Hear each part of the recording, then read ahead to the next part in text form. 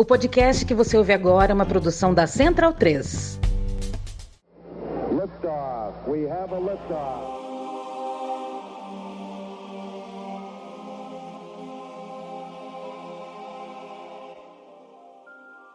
Bem-vindos ao Que Vem Depois, o podcast que navega pelas fronteiras do futuro, onde ciência, política e a ficção colidem para desvendar os mistérios do amanhã. Quais são os futuros que a humanidade deseja alcançar e quais são aqueles que ela vai evitar a qualquer custo? Eu sou o escritor Ale Santos e vou guiá-los em conversas com especialistas nessa jornada além do horizonte do conhecimento. 1, 2, 3, 4.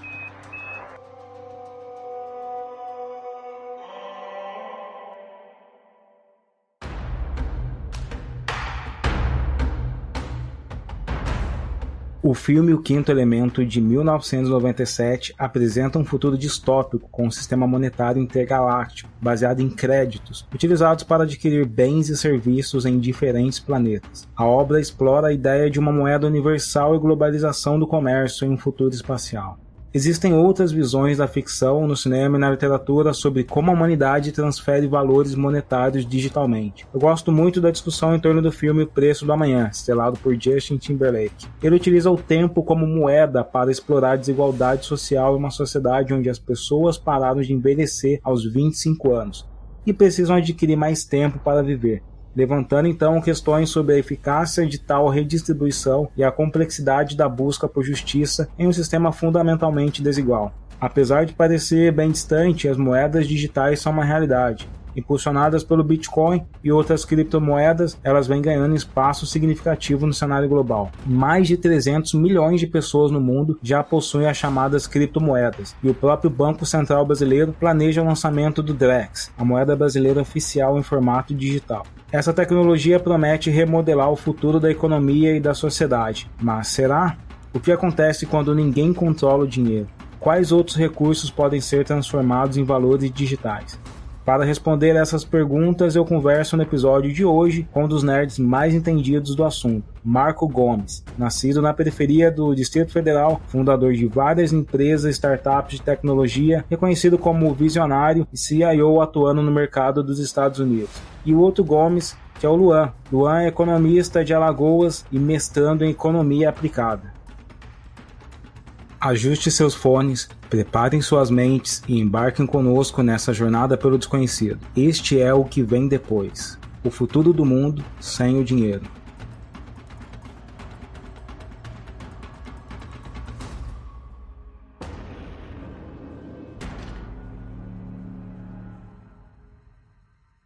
O nosso bate-papo hoje é sobre o futuro do mundo sem o dinheiro. Então, eu sei que as moedas digitais, as criptomoedas e tal, já estão movimentando. Se eu não me engano, 300 milhões de pessoas no mundo já possuem essas criptomoedas. E a pergunta que a gente faz, cara, que eu acho que é o leigo, a pessoa que está se envolvendo nesse mundo, assim, é por que atualmente as pessoas já não estão utilizando criptomoedas? Por que já não é uma parada que o mundo inteiro está utilizando? Bem, eu acho que tem muitos motivos políticos para isso. Eu não sei o quanto a gente entra em política, eu digo político-econômicos, né, na visão economia política aqui. E aí, falando disso, se é economia política, e a partir dessa abordagem, que é a minha abordagem, que é a abordagem materialista, tem muito motivo para todo mundo não usar criptomoeda. Existem motivos de controle de capital para isso, existem motivos de tecnologia para isso, existem motivos históricos, materiais para isso, e que também não quer dizer que esse seja o estado permanente. Quer dizer, com certeza este não é o estado permanente, já que não existe estado permanente na história. Mas, assim, neste momento, a criptomoeda não é muito mais popular do que poderia. Por exemplo, criptomoeda no Brasil não é tão popular quanto o Pix por vários motivos político-econômicos, inclusive de acessibilidade, de como, por exemplo, o Pix foi implementado versus como, por exemplo, criptomoeda é, e também como quem controla o Pix e quem controla ou não controla, enfim, as criptomoedas. Tem tudo isso aí, eu acho que se soma para dizer por que as criptomoedas não são super utilizadas hoje, o que não quer dizer, não estou dizendo que as criptomoedas não sejam úteis, não sejam utilizáveis com mais potencial no futuro, e não sejam já utilizadas e muito úteis hoje, que é o que eu disse. Mas, com certeza, criptomoeda, blockchain, tudo isso é útil hoje e pode vir a ser muito útil no futuro, mas tem muito motivo político-econômico para ser como está e tem muito óbvio, muita contradição nesse meio também que a gente pode explorar aí ao longo do papo. Ô Luan, você viu que o Banco Central brasileiro está querendo lançar a Drex, né, que é a moeda digital brasileira econômica. Você, como economista, cara, como você vê esse cenário do Brasil entrando nesse mercado das criptomoedas? E será que isso é realmente necessário para o Brasil estar dentro desse jogo, cara? Ou será que isso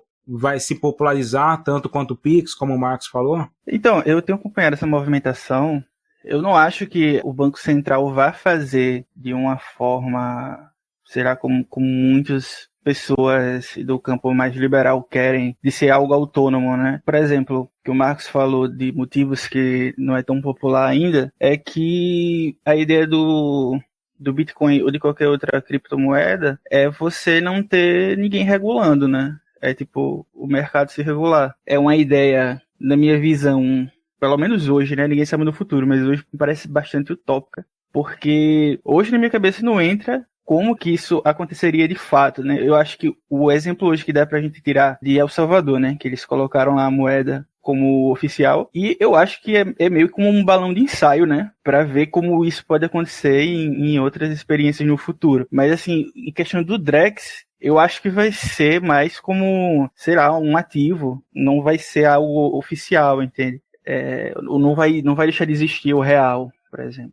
Então, essa questão, por exemplo, da descentralização é uma questão importante para quem defende o uso das criptomoedas. E eu já vi várias críticas de pessoas mais comunistas, assim, sobre o quanto essa descentralização derrubaria o capital de Estado ou o poder de Estado de investir, alguma coisa nesse sentido que eu não entendo muito bem. Quais são os problemas dessa descentralização que vocês enxergam assim? Ou será que essa descentralização do poder financeiro, assim, de ter uma moeda que não precisa de um banco central para regular ela, isso realmente seja bom ou não para a nossa sociedade? Eu acho que muita gente se pergunta por que precisa dessa regulação, assim. Lógico, Luan, economista, vai ter muito mais bagagem que eu para falar. Eu vou falar um pouco mais do ponto de vista de tecnologia aqui, que é de onde eu parto, e obviamente tenho alguma credencial para poder falar, que é do ponto de vista de tecnologia. Do ponto de vista de tecnologia, materialmente, não existe esta condição de que é descentralizado. Não. É centralizável. E aí, veja bem o que eu estou dizendo aqui, do ponto de vista de tecnologia, toda blockchain que a gente tem hoje, ela é centralizável, no sentido de que, se alguém com dinheiro comprar servidores suficientes e ingressar estes servidores nesta rede, essa pessoa passa a ter 51% ou 73% ou 76% do controle daquela rede. Basta ela ter dinheiro e colocar esses servidores. Isso parece assim, não, mas alguém vai fazer isso. Isso acontece em várias blockchains, em várias criptomoedas. Inclusive, estava acontecendo há 2 anos atrás ou 1 ano atrás, em que mais de metade do parque de processamento, se eu não me engano, da blockchain do Bitcoin, e aí eu posso aqui estar enganado, uma das grandes criptomoedas, eu posso estar enganado qual delas, mas era uma das Big Four, estavam dentro da China. E como, por conta de como a China é organizada, é o partido que controla e a sociedade chinesa que controla, o que não quer dizer que se fosse nos Estados Unidos, não seria o governo estadunidense que estaria controlando. Se fosse mais de 51% nas fronteiras dos Estados Unidos, era os Estados Unidos controlando. Como era mais de 51% nas fronteiras da China, é o Estado chinês controlando esta blockchain em específico. Ou seja, o que eu estou dizendo é, do ponto de vista de tecnologia, essa descentralização, ela é uma ideia não praticável na prática, não material. Na materialidade, quem tiver dinheiro, compra servidores suficientes, joga naquela blockchain e passa a controlar ela. E isso já aconteceu várias vezes em blockchains pequenas e pelo menos uma vez numa dessas grandes blockchains aí. Mas é isso. Essa é a minha resposta do ponto de vista de tecnologia. Falando de tecnologia, de servidor, tá, gente? De máquina, de chip, etc. Do ponto de vista da economia, essa centralidade, né, também meio que migra, meio que converge, né, com o que o Marcos falou, de quem tem dinheiro consegue tudo, né? É só vocês verem, por exemplo, o exemplo do Elon Musk, que ele tem aquele Dogecoin, né? Que ele até, se eu não me engano, foi ano passado, que ele colocou por alguns minutos o símbolo daquele cachorrinho no Twitter, e só por causa disso ele conseguiu elevar o preço do Dogecoin, né? As pessoas por algum motivo acharam que aquilo era um sinal, a galera começou a comprar. né, elevando o preço da Dogecoin. Só que em questão, vamos dizer assim, de por que isso não é viável do ponto de vista econômico, é que é o seguinte: quando você diz que uma moeda ela é descentralizada no sentido de não ter um banco central regulando ela, aí o que acontece? Por exemplo, se você adota ela como moeda oficial de um país, como foi o caso de El Salvador, você não consegue fazer política monetária. Vamos imaginar que a gente adotou aqui no Brasil. Não vou usar o Drex, porque o Drex é brasileiro, mas adotou o Bitcoin. Como é que a gente começa a fazer agora gasto público? Porque assim, você faz uma proposta da LOA, da lei orçamentária, e você diz, eu vou gastar tanto esse ano. Aí, por que você fala isso? Porque você emite a sua própria moeda. Só que no caso do Bitcoin, você não emite o Bitcoin, entendeu? Não entra na minha cabeça como que seria isso na questão enquanto nação. Você não poderia mais emitir sua moeda. Isso implica em vários fatores, né? Entra muito nesse sentido do que o Marcos falou. Para mim, isso é uma utopia, assim. Uma utopia neoliberal de você querer ter o controle na mão de poucos, apesar de se dizer que não é na mão de poucos, entende? Corre o risco de, por exemplo, você querer implementar uma política, mas de repente um doido tipo Elon Musk vai lá e ele faz alguma especulação que ou ganha valor ou destrói o valor daquela moeda digital e pronto, isso acabou com todos os planejamentos, né? Sim, entre outras coisas, a pessoa que controla a produção de chips gráficos, né? A pessoa que controla a produção de chips da AMD, por exemplo, é basicamente a pessoa que tem decisão sobre o futuro do mercado de criptomoedas. Se essa pessoa, ou se esse grupo, né? Porque é um board, tem um board de bancos que controla a AMD, que produz os chips que vão processar criptomoedas daqui a 6 meses ou daqui a 3 meses. Se esse board decidir outra coisa, isso aconteceu há 6 meses e aconteceu há 1 ano e meio atrás, eu lembro desses 2 grandes eventos em que esse board de decisão da AMD, ou seja, a AMD mudava a direção que eles queriam levar os chips dele e a AMD mudou a direção que vai os chips, as criptomoedas tudo pira, mano, tudo pira os valores, porque a AMD, basicamente, essa coisa é concentrada desse jeito no capitalismo, entendeu? E aí assim, não, mas tem a outra que também é isso mesmo, mas se você tem 2 empresas e uma delas você tem 2 empresas que produzem chip, ou 4, e uma delas varia alguma coisa, isso impacta o mercado inteiro, né? Porque ainda é um mercado muito concentrado. E não são 4 empresas produzindo chips, são 1 ou 2 mesmo que produzem os chips que a gente usa para processar esse negócio inteiro. Lembrando, de novo, isso aqui a gente nem tá colocando ainda na conversa toda a energia da humanidade que poderia estar processando outras coisas e tá processando cálculo vazio para brincar de criar moeda que numa escassez virtual. A gente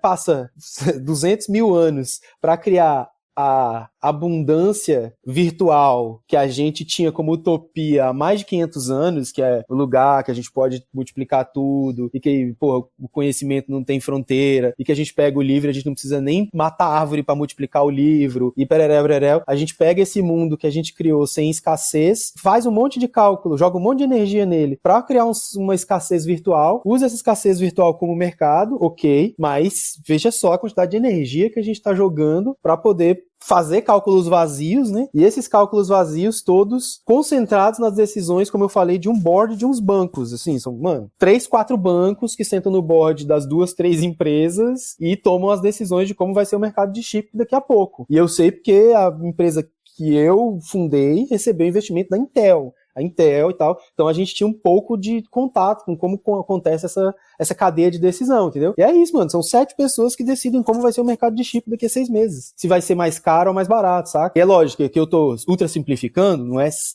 essas 7 pessoas também estão cheias de entidades por trás delas, mas é isso, assim, é só pra mostrar um pouco como a coisa aí ultra concentrada, e essa ideia de descentralização, ela é mais utópica aí no papel, nos manuais, né, nos papers, e nos papers realmente, quem olha os papers, quem lê os papers vai falar, realmente, olha só que mundo incrível aqui que eles estão criando com coisas descentralizadas e tal. Beleza, mas aí essas coisas descentralizadas são aplicadas num mundo como é o de hoje, e aí todos os servidores estão sendo feitos por uma empresa só, todos os chips estão sendo feitos por uma empresa só e tal, ou por 2 empresas, entendeu? A questão é onde a gente aplica esse paper, e aí onde a gente aplica o paper é um mundo concentrado, né? Há 1000 anos, basicamente. Eu acho que é bastante complexa a discussão, porque assim, a gente sabe que o cantor Akon, que é senegalês, por exemplo, ele defende a utilização das criptomoedas para confrontar a dominação monetária que a Europa constitui sobre a África, né? Para quem está escutando e não sabe, vários países africanos ainda têm as suas casas de moedas nas mãos de europeus, na mão da França, na mão de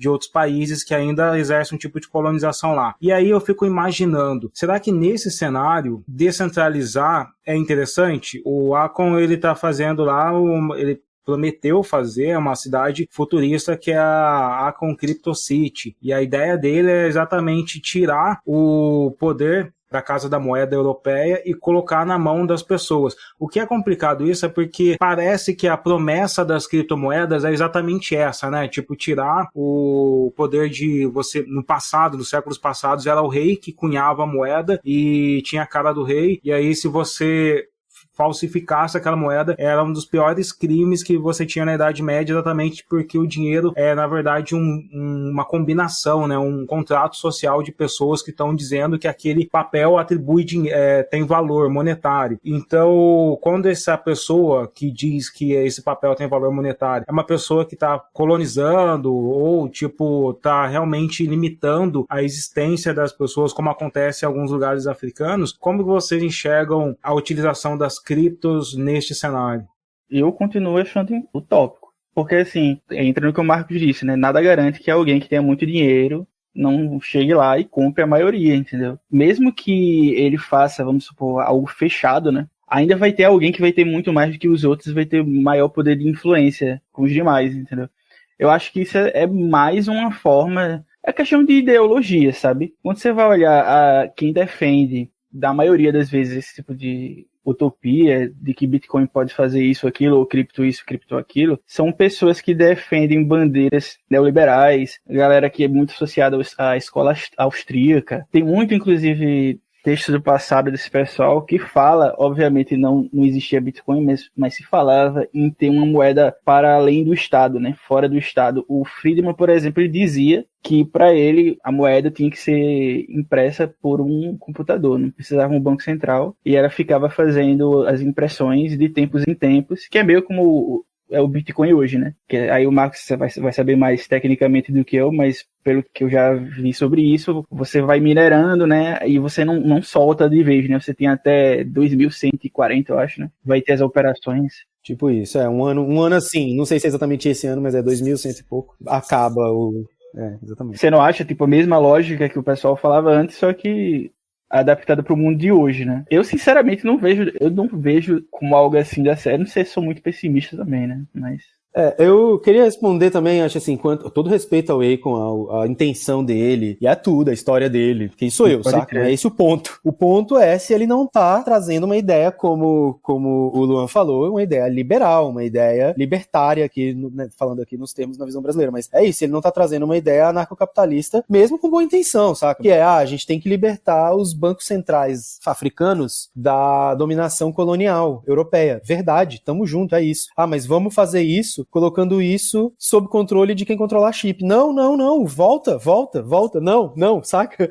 A gente vai libertar os bancos centrais africanos fazendo, mano, os mecanismos clássicos que funcionam, que a gente já conhece, tipo assim, tem aí todos os manuais pra gente seguir, que não precisa jogar a economia na mão de quem controla o chip, como fez El Salvador, entendeu? Não precisa ser assim. A gente pode olhar mais pro Vietnã, pra China, do que olhar pra El Salvador, do que olhar pros Estados Unidos, saca? Nesse sentido aí de planejamento centralizado da economia, né? Especificamente. Eu acho que o Vietnã e a China, por exemplo, fazem e fizeram muito bem nos últimos 30, 40 anos. É só olhar os dois países há 30, 40 anos e agora. Então, assim, eu acho que o Akon tá com boa intenção, mas eu acho que essa boa intenção precisa ser direcionada e não jogar isso numa ideia liberal de colocar na mão de quem controla os chips, entendeu? Porque não vai funcionar, e a gente já sabe que não funciona, né? Nem que, não vai funcionar porque, veja bem, aqui na teoria. Não, é só olhar o que aconteceu literalmente com El Salvador, que teve que criar uma outra coluna de guerra às drogas e tal, porque a perspectiva de economia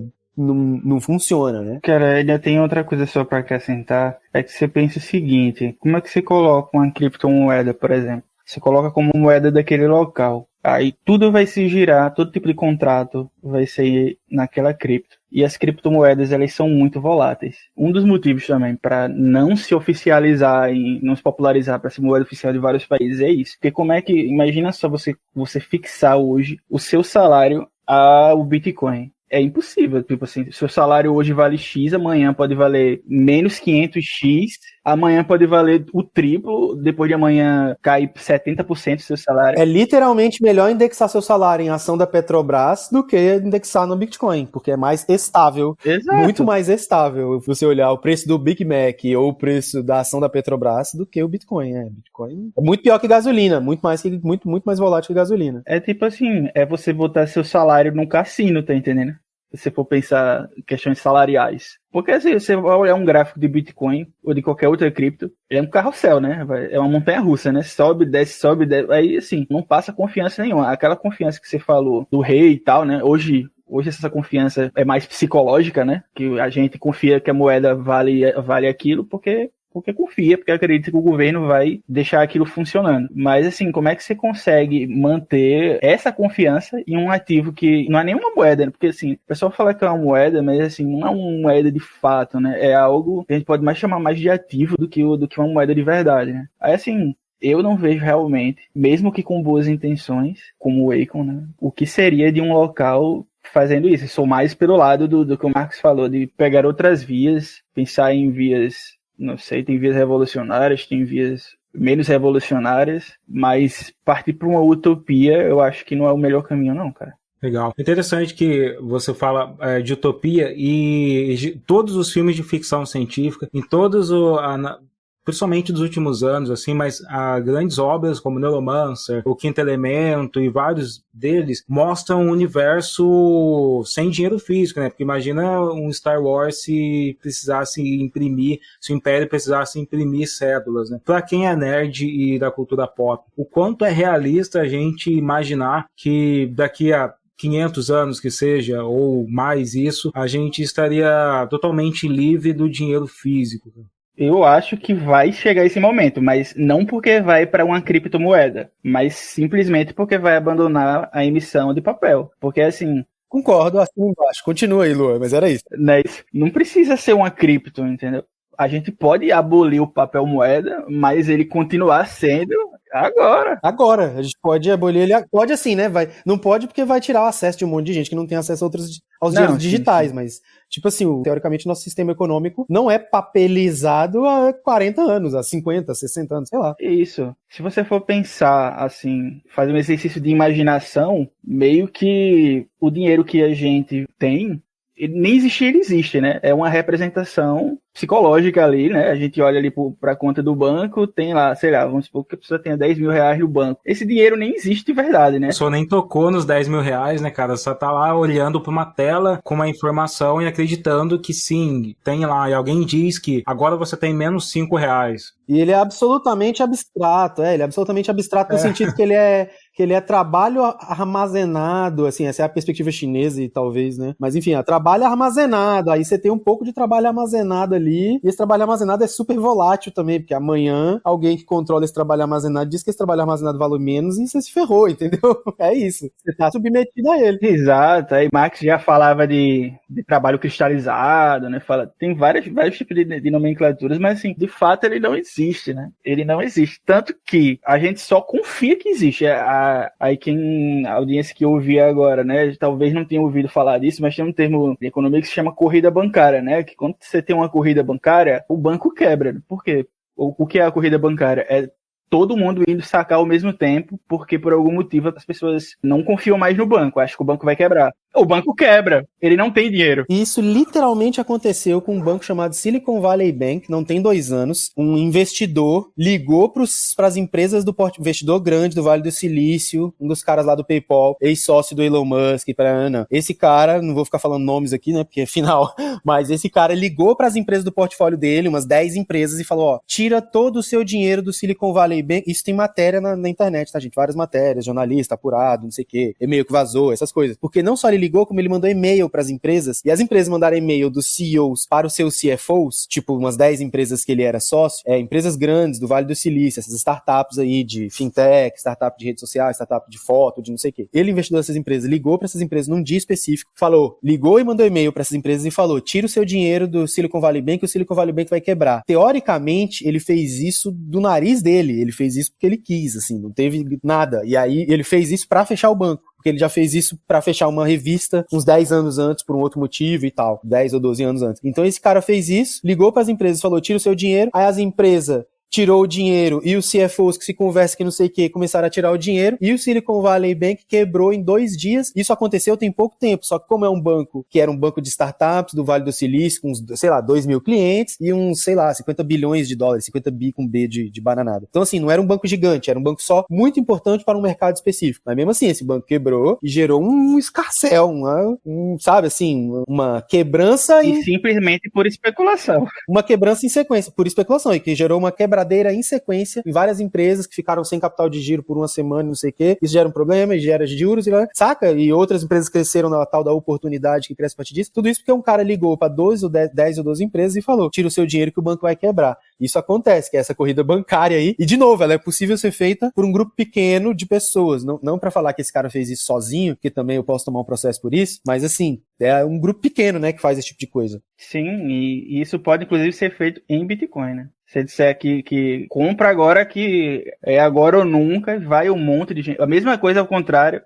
Eita, meu Deus. Se o Elon Musk hoje dissesse que estou vendendo, sei lá, não sei quantos bilhões em ativos da criptomoeda tal, não tenha dúvida que ia ser uma debandada para um monte de gente vender também, achando que ele sabe de alguma coisa, entendeu? Ele já fez isso em algumas vezes. Eu acho que a comunidade Bitcoin não gosta muito dele por conta disso, né, cara? Teve um boom do Bitcoin e depois ele tirou o pé do Bitcoin também. Ele ganha muito por especulação, cara. É por isso que é perigoso. Por isso que eu tô dizendo que é utopia achar que alguém pode salvar o mundo. Isso eu não tô falando nem do Waco, de intenção dele. Tô falando assim do geral. É muito perigoso. É muito poder na mão de poucas pessoas, entendeu? Você, como Marcos disse, você conseguir quebrar um banco, você tá entendendo? Só porque você disse, vai quebrar. Aí, assim, na economia, eu sei que a parte mais liberal, ela rejeita isso, né? Porque no liberalismo clássico e toda a vertente que surgiu depois, eles são muito daquele negócio do racionalismo, né?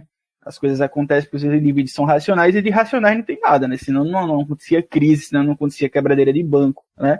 Aí, assim, a crise de 2008 é um exemplo, né? Quando saiu aquela notícia, o Lehman Brothers está para quebrar, o cara que era o CEO do banco, né? Num dia ele disse, não, calma, fique tranquilo, não vai quebrar, no outro quebrou. Tipo, ele já sabia que estava quebrado, tá entendendo? É meio que assim, uma empresa, o banco e tal, se ninguém souber que a empresa quebrou, ela não quebrou, entendeu? Basicamente é isso. É você confiar que aquela empresa não quebrou. Se você confiar que ela não quebrou, ela não quebrou. É questão psicológica, entendeu? No caso do Elon Musk, para quem está escutando, durante um tempo ele já tinha anunciado que a Tesla, que é a empresa de carros dele, iria fazer acordos, ia vender carro com Bitcoin. Eu acho que isso fez um boom ali na comunidade de Bitcoin, e tempos depois ele voltou atrás dizendo que isso não ia acontecer, e aí o Bitcoin começou a se desvalorizar pra caramba. Eu sei que uns anos atrás teve uma boa queda no Bitcoin, uma galera perdeu muito dinheiro. Então, quando a gente fala dessa instabilidade do Bitcoin, exatamente essa, cara. Você não sabe o que vai acontecer amanhã. Afinal, dá pra prever o que vai acontecer com as criptomoedas, ou essa galera que vende cursos falando que dá pra prever tá só enganando mesmo as pessoas? Não, olha, agora eu vou entrar aqui, desculpa, Luan, pular na frente, mas fazer futurologia na tecnologia é sempre igual, assim. Você usa a futurologia que você quiser, e aí você pode, sabe, não, a resposta é não dá pra prever, porque é futurologia. Alguns vão acertar algumas vezes, isso pode ser usado como viés de confirmação para dizer que alguém acertou muito, mas a verdade é que não dá pra prever. Então, mesmo esses vídeos desses grandes gênios que você vê, Isaac Asimov, falando, daí como a internet ia ser e tal, nossa, como ele tem uma puta visão do futuro, beleza, ele tem uma puta visão do futuro nesse corte, nessa conversa específica, porque você pega a obra dele inteira, os robôs que a gente tem não tem nada a ver com o que ele tinha previsto. E não quer dizer, os robôs dele são maravilhosos, a história dele é maravilhosa, não é disso que eu tô falando. Tô falando futurologia, e nem era futurologia que ele tava se propondo a fazer, mas o ponto é, fazer futurologia vai ser jogar moeda, cuidado com os vieses de confirmação, cuidado com os vídeos que pescam só os acertos e deixam os erros de lado, ou, eventualmente, um caso de uma pessoa que fez 3 tentativas, acertou as 3, mas acertar 3 é acertar 3 jogando moeda, é possível acontecer. É a falácia do jogador, né, que chama esse caso, cara. Exatamente, então, muito cuidado. Futurologia na tecnologia é futurologia, cara. Vamos analisar o presente, usar o presente, a materialidade histórica e tal, para ver o que acontece e o que aconteceu. Agora, querer saber a partir disso o que é futuro é muito arriscado, e aí tem toda a parte gostosa de realmente pegar e criar uma ficção e brincar com isso, fazer videogame com esse negócio, fazer filme, vambora, saca? Não é esse o ponto também. Quem sou eu aqui pra querer tirar a viagem, a brincadeira das outras pessoas, né? É isso mesmo, vambora. Exatamente, como escritor de ficção é importante que a galera saiba que nenhum escritor de ficção tem comprometimento em prever o que vai acontecer amanhã não, cara, é só, tipo, a gente tá inspirando em tecnologias, né, inspirando em dados científicos para criar coisas que não existem e que talvez nunca existirão mesmo. Então a maior parte desses escritores estava fazendo exatamente isso, só estava imaginando o futuro, não estavam tentando prever ou traçar uma linha temporal do que vai acontecer a partir de lógica, né? Mas Luan, para você falou bastante sobre como a criptomoeda, ela vem de uma utopia liberal, assim. Por que para quem não sabe a diferença, por que o Pix, que também é uma digitalização do dinheiro, você vê transações que não acontecem com cédulas, com coisas materiais, as pessoas estão ainda olhando para aquele dinheiro na conta e tipo, estão se acreditando que esse dinheiro exista, transferindo para as outras pessoas. Por que o Pix não seria essa utopia com essa digitalização também? Por um motivo que é bem simples, aliás, que é o seguinte: o Pix, ele nada mais é do que um TED instantâneo, entendeu? O pessoal fazia antes o TED, o DOC e tal, levava um tempo grande, ou então as pessoas que ainda, até hoje tem gente que ainda vai para fazer pessoalmente, né, transferências, não muda nada, é a mesma coisa, só muda que você faz instantaneamente. Ele passa pelo intermédio do Banco Central, o Pix, né? A moeda digital, a criptomoeda, ela não passa. É uma operação que ela não tem nenhuma regulação, né? E aí um ponto que eu acho que ninguém falou ainda, mas a facilidade que se dá isso, de justamente por não ser regulada, de se cometer crimes usando ela, né? De você fazer tráfico de drogas e receber em Bitcoin porque ninguém rastreia, você, sei lá, aí eu já tô elaborando a cabeça, vai ver, tem gente que mata pessoas e recebe em criptomoedas, entendeu? Não, mas realmente tem, porque se você olhar pro esgoto da internet, lá na Dark Web, a moeda de utilização para comprar armas ilegais são criptomoedas. A moeda para, tipo, contratar um assassino de aluguel, e na Dark Web é possível que você faça esse tipo de coisa. Pornografia infantil, pornografia com estupro e todo esse tipo de coisa muito suja. Isso é feito através das criptomoedas, exatamente porque elas não são rastreáveis, né? E eu acho que isso é um dos perigos de não ter uma regulamentação,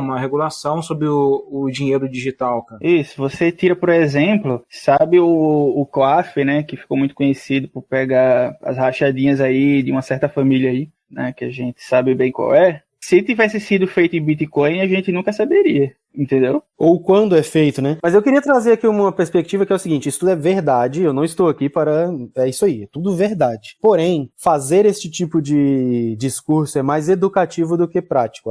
As criptomoedas estão aí, elas vão continuar aí, e elas estão sendo usadas para o que a gente acabou de falar. Então, o que a gente precisa fazer é se preparar para este mundo, assim. Elas existem, elas são usadas desse jeito, elas são usadas para compra de todo tipo de operação que não deve ser rastreada por um governo. Elas são usadas para mandar dinheiro para grupos ativistas que querem liberação nacional, ditaduras militares por aí. Elas foram usadas muito usadas na Primavera Árabe para levantar dinheiro para as organizações que queriam liberar os países das ditaduras, mas elas provavelmente são 100 mil vezes mais usadas para essas coisas terríveis e criminosas e tal, provavelmente. E dado que elas vão acontecer, o que a gente faz para reagir, entendeu? Então, assim, o COAF tem que se adaptar, tem que ficar olhando como as pessoas, por exemplo, essa é uma sugestão minha daqui, tem que ficar olhando como as pessoas gastam dinheiro, tem que olhar para como esse dinheiro está sendo lavado. Não adianta a gente ficar aqui falando, se tivesse sido feito, não sei o quê, tipo, esse negócio pode ser usado para isso, então é perigosíssimo e tal. Quer dizer, adianta a gente ficar falando lá, lógico que adianta a gente ficar falando, mas a gente tem que dar o passo além, que é, já que é usado assim, o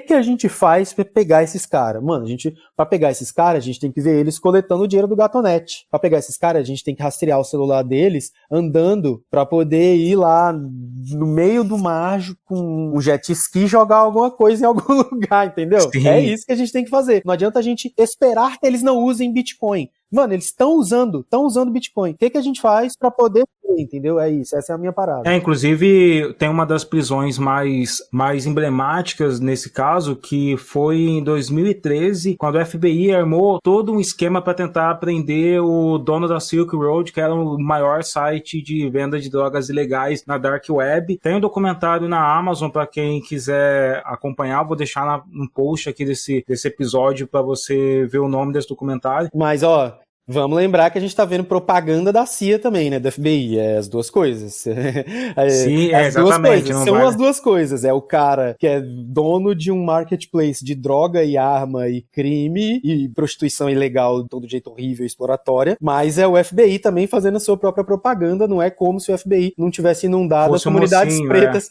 não tivesse inundado comunidades pretas com drogas pra destruir as organizações de esquerda, né, então é isso. Não, exatamente, porque tanto que esse documentário ele mostra que a prisão desse cara é contestada até hoje porque eles não conseguiram encontrar uma prova sobre ele. E o interessante desse documentário é ver o modus operandi do FBI, que vai fazer de tudo, pressionar e fazer um monte de merda para tentar prender qualquer pessoa que eles apontam como criminoso, e também para ver como os governos e como as pessoas devem se preparar para enfrentar quem está utilizando criptomoedas para cometer crimes, porque realmente tem a impressão que a galera que desenvolve tecnologia, os hackers, a garotada, todo mundo que está produzindo, às vezes eles estão um passo à frente de vários governos assim, né? Não é o caso de alguns governos que já têm muitas proteções contra, não só contra a utilização de criptomoedas, mas a gente ainda vai discutir aqui sobre a regulação das redes sociais, que é muito urgente, porque quando as pessoas vão falar de regulação, regulamentação e tal, a galera já começa a achar que tá todo mundo querendo vigiar o usuário comum, e não, é exatamente criar uma barreira de proteção para impedir crimes, para impedir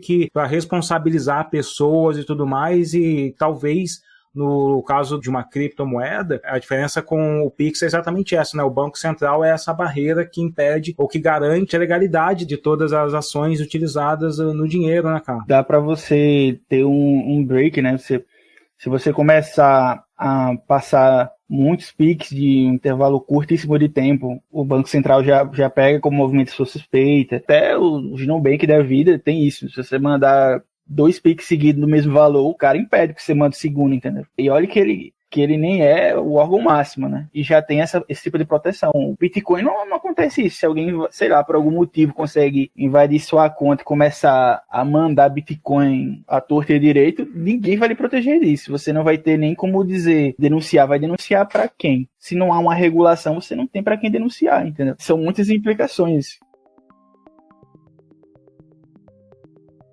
Pessoal, você que está gostando desse episódio, não esquece de apoiar a gente, é muito importante você contribuir com o seu apoio. Então, clica no link que está aqui na descrição do podcast, que é o apoia.se/o que vem depois. Escolhe ali a sua recompensa, entra com a gente no nosso canal do Telegram, participa para mandar suas opiniões, mensagens, saber o que vai acontecer nos próximos episódios e fortalece a nossa discussão sobre ciência, tá bom? E sobre futurologia. É muito importante você estar com a gente pensando e planejando sobre o que vem depois.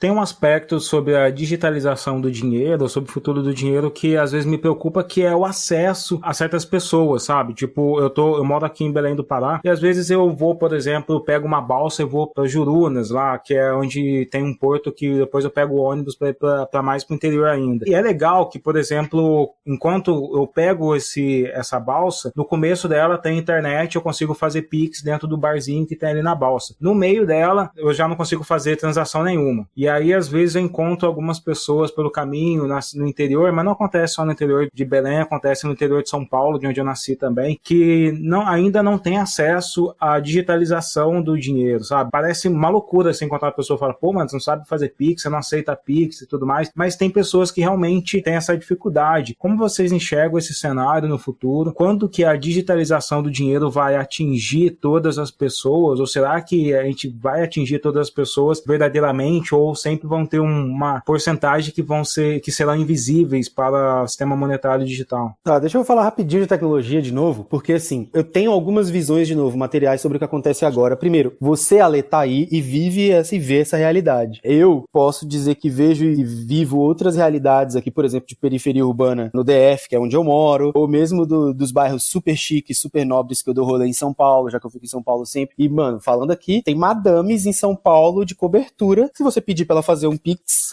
a madame não vai saber fazer um Pix, entendeu? E ela não vai saber fazer um Pix porque ela tem outros recursos que ela usa pra poder ser economicamente ativa, mas ela também não tá inserida nesse tipo de coisa. Só pra não ficar aqui parecendo que é a coisa do só o interior, só o pobre e tal, não, eu acho que é uma coisa de, realmente, assim, existem vários contextos em que a pessoa não vai estar digitalizada nesse sentido, e aí, eu acho que não só o contexto da madame, como o contexto do morador de rua, que eventualmente, vários têm Pix, vários têm digitalização, têm celular, mas vários também não vão ter condições de estar carregando um celular o tempo inteiro para poder lidar com o Pix e tal. Vai ter a pessoa que é produtora rural que não vai ter todo tipo de contexto que a gente possa imaginar, que a pessoa não pode estar com um celular com conexão na hora, por exemplo, falando especificamente de um celular. Aí vão vir as soluções de tecnologia que vão ter terminais offline, que a pessoa pode estar no meio do mato e tal, ele vai ali armazenando offline, quando ele tiver conexão, ele sincroniza isso com o banco, com a rede, e beleza. Então, assim, eu tô aqui, até acho que já esse projeto de Pix offline já existe no Banco Central, já vai aí sair daqui 2 anos, se eu não me engano, sei lá, ele tá aí no roadmap, sei lá pra quando. Ele existe já, Pix offline, junto de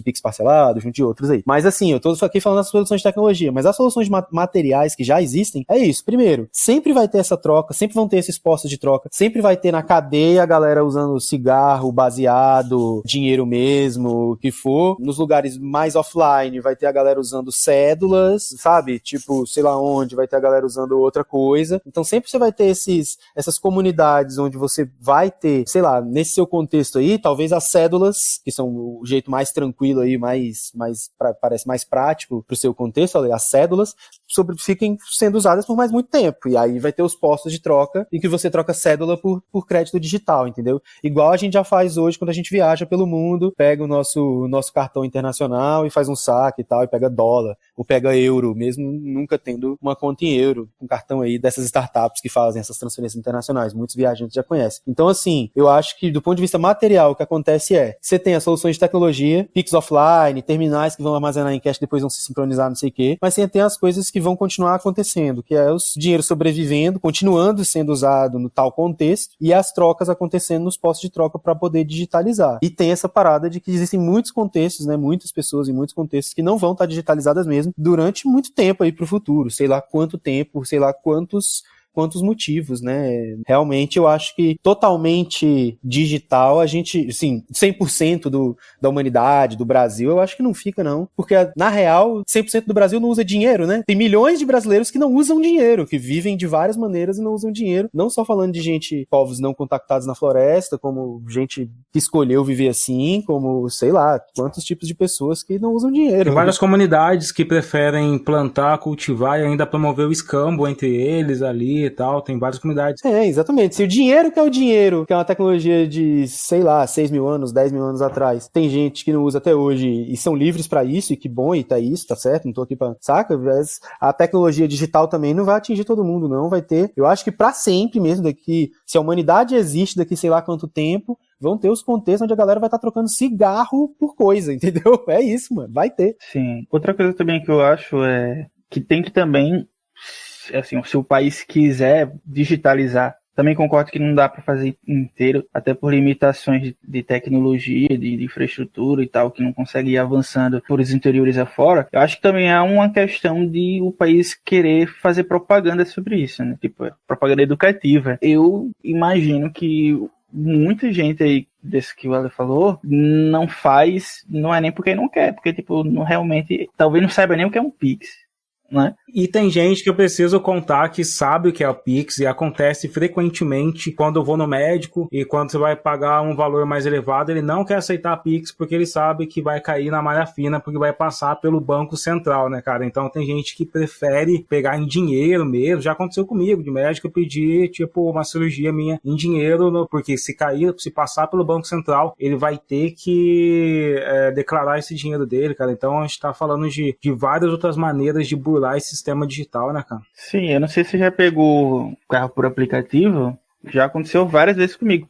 O cara pergunta, qual é a forma de pagamento? É dinheiro? Aí não, aí se eu falar que é Pix, Tudo bem que é dinheiro, mas assim, ele não quer que caia na conta, ele quer o dinheiro físico, entende? Assim, são várias formas para se pensar. Eu já ouvi eles botar a culpa na esposa várias vezes, é lógico que deve ser só uma desculpa machista qualquer. Não, minha esposa veio, não sei o quê, e aqui é o dinheiro do fim de semana. Ô Lua, você como economista, a gente tem uma discussão, tem uma ideia de que no futuro, exatamente por não existir cédulas, por existirem moedas digitais, seja cripto ou seja um modelo mais como o Pix, vai ser mais fácil produzir riqueza, cara. Como que você analisa essa ideia, cara?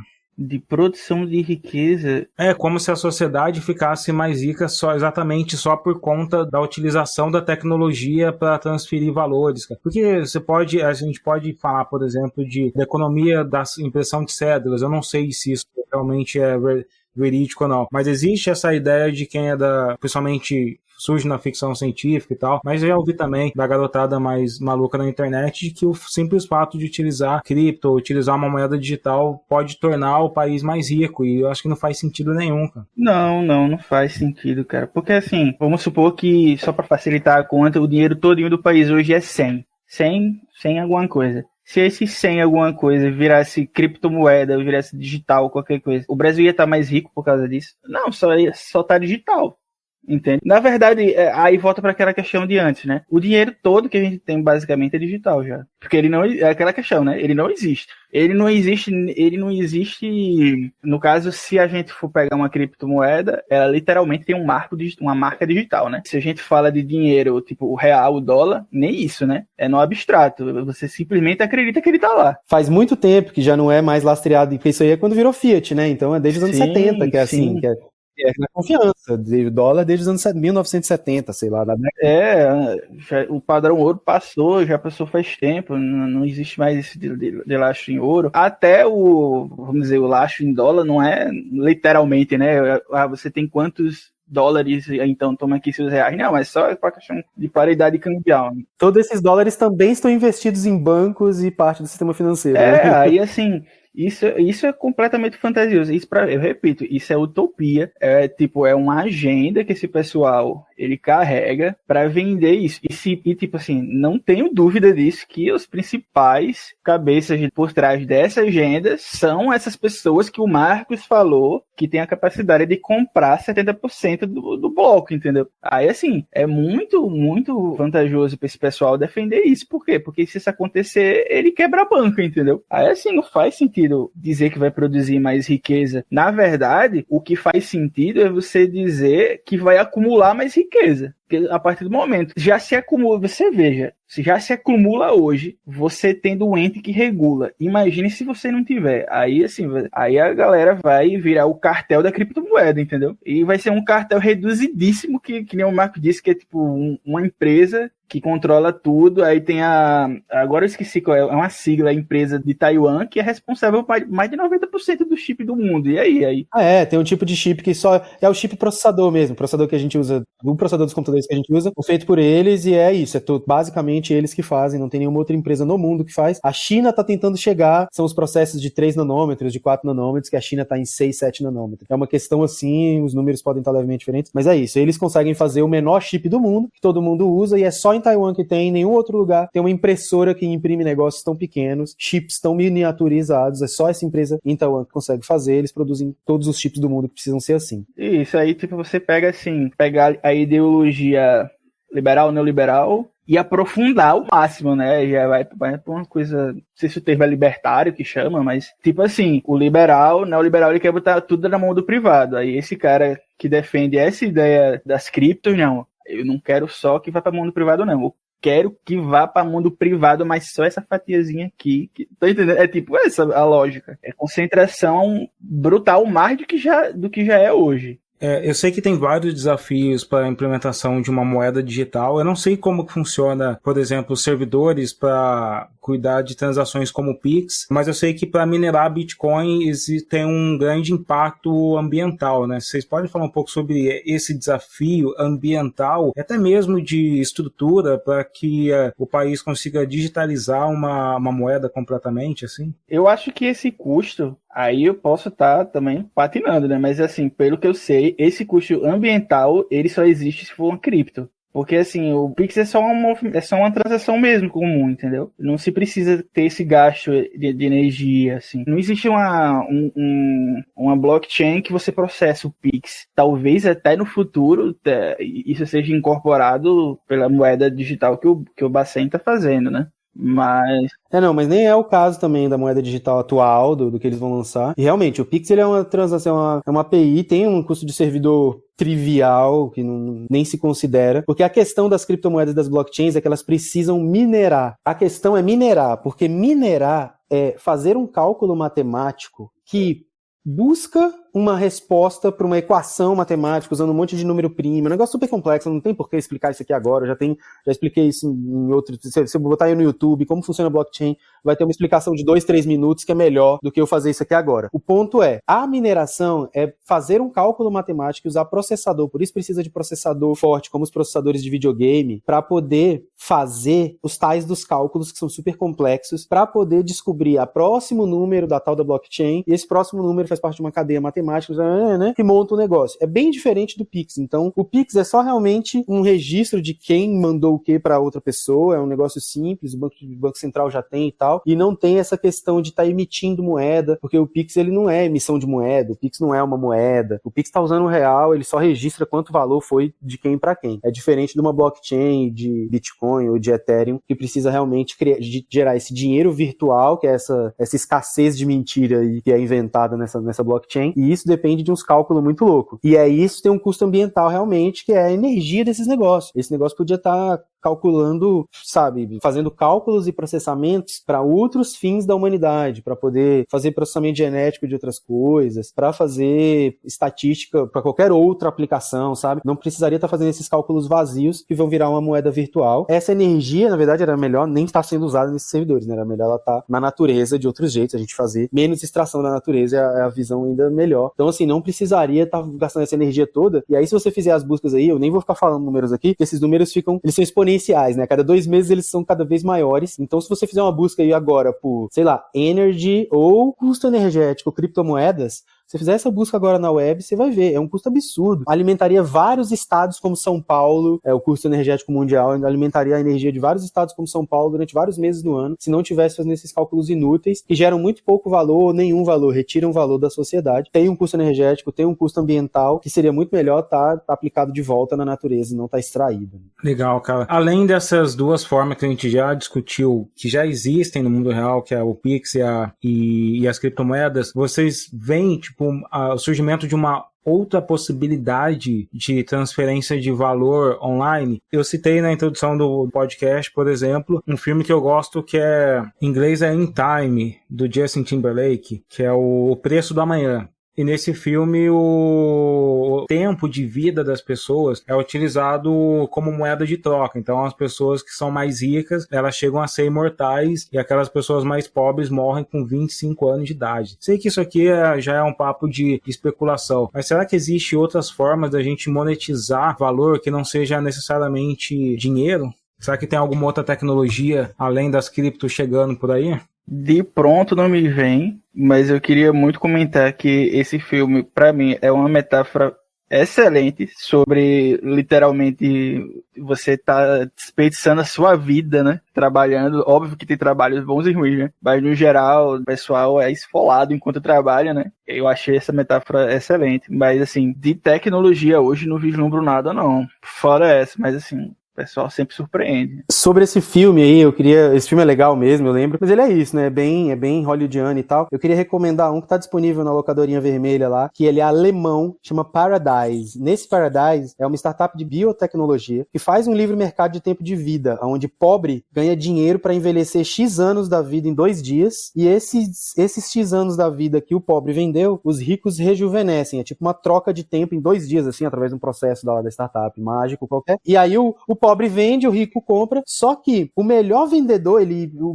dessa empresa, desse negócio, é aquelas histórias assim, bem legal, que o melhor vendedor dessa empresa vê a esposa ser obrigada a pagar 40 anos de vida por dívida. Ela, por acaso, cai numa dívida horrorosa lá, que eles não tinham sobre a casa deles e tal, negócio que acontece, enfim, não vou dar muito spoiler aqui, mas ela, de repente, precisa pagar 40 anos de vidas que eles não vão usar, saca? Tipo, ela perdeu, foi dívida, uma dívida que ela criou de um dia pro outro, e aí ela perde 40 anos de vida, e ele fica revoltado, e aí é a história dessa revolta, mas é uma metáfora, como você falou do Justin, do filme do Justin, que é legal realmente, eu lembro de assistir ele e tal, é bem legal. Esse outro, ele, por ser alemão, ele tem um outro estilo de narrativa e tal, que é legal pra caramba também, faz essa parada que os pobres envelhecem, os ricos rejuvenescem, e com isso gera uma questão, né, de livre mercado de tempo, que é mais ou menos o que acontece hoje de outras maneiras. Afinal, a expectativa de vida no Capão Redondo é tipo 20 anos menor do que nos Jardins, né? Eu gosto muito do cyberpunk como gênero literário e tal, de ficção, porque ele vem mostrar que as desigualdades, elas podem ser ressaltadas com a tecnologia se você não tiver esse olhar para como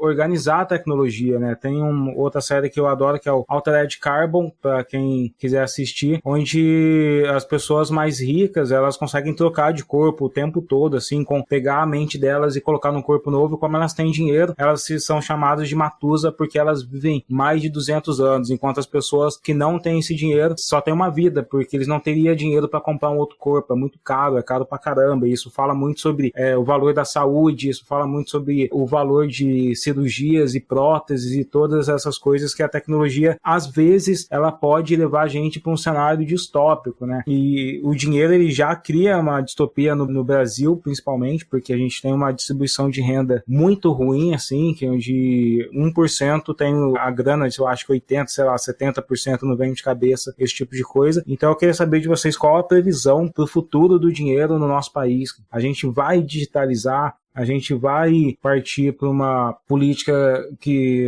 de repente, a tecnologia pode impactar positivamente, ou a gente está indo pro abismo mesmo das distopias? Eu antes de responder, eu só queria também recomendar o mangá da Alita, né, Anjo de Batalha. Tem também filme e tem um anime também, uma OVA, se não me engano, que fala muito sobre isso também, né? De você poder viver muito, mas só que quem só consegue é quem tem muito dinheiro, né? Que quem tá na parte de cima, que não sei se vocês já viram que no mundo de Alita fica como se fosse uma cidade flutuando, né? Em cima da cidade que fica embaixo, que é basicamente um lixão a céu aberto. E quem vive em cima consegue viver eternamente, basicamente, porque consegue também repor peças é tudo mecanizado, né, que é um universo cyberpunk, né, mas enfim, questão de futuro do dinheiro, eu não acredito que a gente vai encriptar, né, entre aspas, assim, vou virar cripto. Eu acredito que a gente vai digitalizar no sentido do que se fez com o Pix, por exemplo, né? De achar mecanismos que ajudem as transações e não necessariamente que se faça isso pelo bem da população, mas porque acaba que vai pegar na população, né? Mas não faço parte daquele grupo que acredita que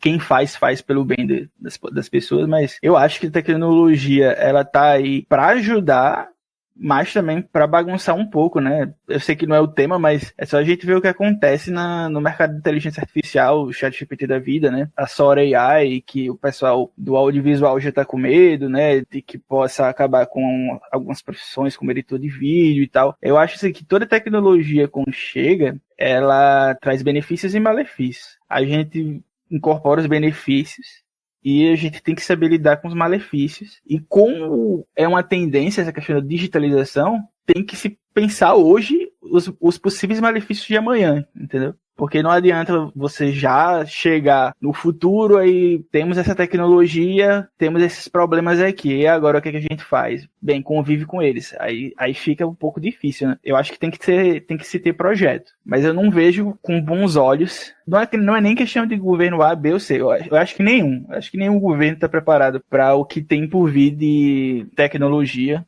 principalmente inteligência artificial. Ninguém sabe lidar com isso. A minha visão é pessimista disso. Eu tenho assim, a gente vai fazer um episódio sobre isso. Eu acho que a Soren, por exemplo, para a indústria brasileira, que não existe, né, de animação, a gente não tem uma produção larga escala de animações exatamente pelo alto custo de uma produção. Algumas AIs podem ser úteis desde que as discussões sobre ela e sobre propriedade intelectual sejam feitas de maneira responsável, né? Acho que a gente ainda vai falar um pouco sobre isso.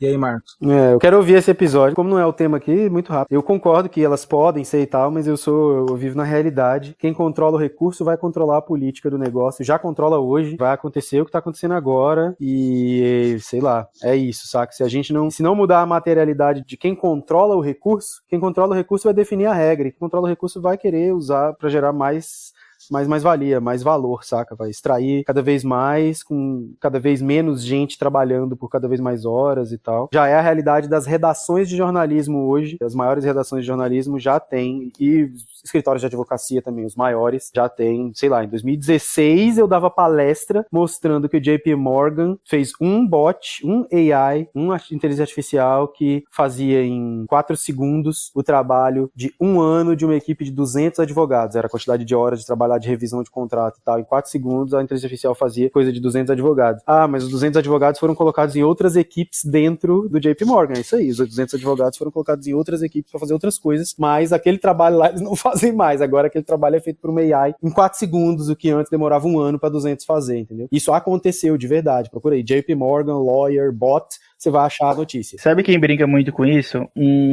Juiz Dredd. Não sei se vocês já viram esses quadrinhos do Juiz Dredd. Cara, tem um que eu vi já tem um tempo, que basicamente ele brinca com isso assim, de a sociedade, ela ficou tão robotizada no sentido de robô mesmo, né, de inteligências artificiais que fazem coisas por nós, que quase ninguém tem emprego, e assim, ele bota assim uma questão que eu achei muito interessante, de, sabe os alcoólicos anônimos? Eles lá têm as pessoas, eu não sei qual é exatamente a sigla que é em inglês, mas é tipo assim, os empregados anônimos, que é tipo assim, quem consegue emprego fica tão constrangido que se sente mal, sabe? Assim, é muito assim, você olha assim e você fica pensando, caramba, isso é muito bizarro, mas parece possível, sabe? Pois é. Tem um episódio, assim, pra quem tá gostando desse papo, o primeiro episódio desse podcast foi de inteligência artificial com Ronaldo Lemos e a Sandra Ávila, que é uma pesquisadora da Unicamp que desenvolveu uma tecnologia de reconhecimento de câncer de pele através da inteligência artificial. A gente explorou bastante os perigos, inclusive, da utilização da inteligência artificial sem uma regulamentação, e esse é um assunto que a gente vai estressar ele em vários outros episódios, porque a inteligência artificial tem impactado muito o nosso mundo, assim como tudo que vem sendo produzido com ela, né?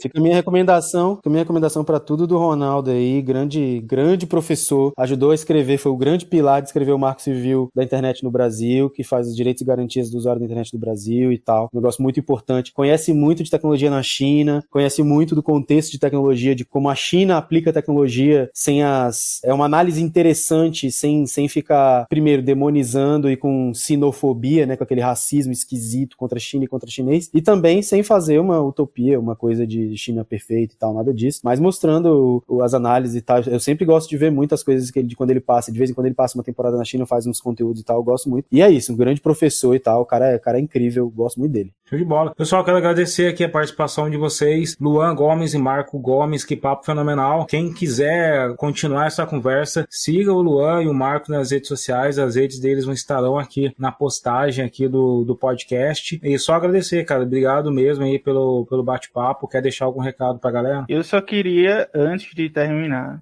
deixar uma recomendação de um livro que fala literalmente sobre Bitcoin, que é de um economista, Edmilson Paraná, o nome dele. E o nome do livro é Bitcoin, a utopia tecnocrática do dinheiro apolítico. Esse livro é muito bacana. E ele fala, foi a tese de doutorado do professor Edmilson. Ele traça ele vai lá na raiz, concepções neoliberais, escola austríaca, aí vai trazendo, passa por uma questão da tecnologia até chegar nos tempos de hoje. Eu recomendo bastante. Valeu. Valeu por todo mundo aí pela atenção, pelo tempo. Obrigado, Ale, pelo convite. Luan, foi um prazer estar com você, muito bom. Prazer, cara. E recomendação, não tenho muita recomendação, já falei um monte de conteúdo aqui, um monte de coisa, série, coisa assim. Então eu só tô ali nas redes sociais, Marco Gomes, Marco no singular, então Marco Gomes, no Instagram, no Twitter, X, no LinkedIn também. Então pode procurar lá que eu tô lá e a gente conversa, pá. E é isso, muito obrigado aí pelo espaço, pelo tempo. E vamos fazer nossas ajudas pro Rio Grande do Sul e pras entidades de ajuda humanitária em Gaza também, gente. É isso aí. Valeu, pessoal. O podcast O Que Vem Depois é uma produção da Central 3 e ele é apresentado por mim, Alê Santos, e editado por Domênica Mendes. Até o próximo episódio.